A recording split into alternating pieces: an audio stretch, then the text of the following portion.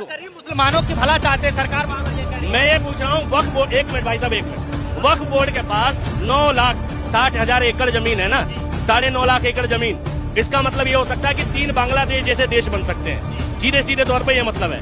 और बड़ा अफसोस के साथ कहना पड़ रहा है, जिस कौम के पास इतनी मिल्कियत हो कि जिसके पास 3 देश बनाने के बराबर जमीन हो, उस वक्फ बोर्ड के पास अपना कोई स्कूल नहीं, उस वक्फ बोर्ड के पास अपना कोई हॉस्पिटल नहीं, उस वक्फ बोर्ड और उस कौम के लोग सड़कों पर भीख मांग रहे हैं, उस कौम के लोग इस हिंदुस्तान के अंदर रोहिंग्या कहला रहे हैं, दर दर मारे फिर रहे हैं, और वक्फ बोर्ड हाथ पे हाथ रख के बैठा है। कुछ चंद लोगों ने फायदा उठा लिया, ये अफसोस की बात है, ठीक है। लेकिन जितनी जमीन वक्फ बोर्ड के पास है, इससे 3 गुना ज्यादा जमीन भारत में मंदिरों के पास है। अगर नियम लाना था वक्फ बोर्ड पर, तो इस देश में मंदिरों पर भी लाना था।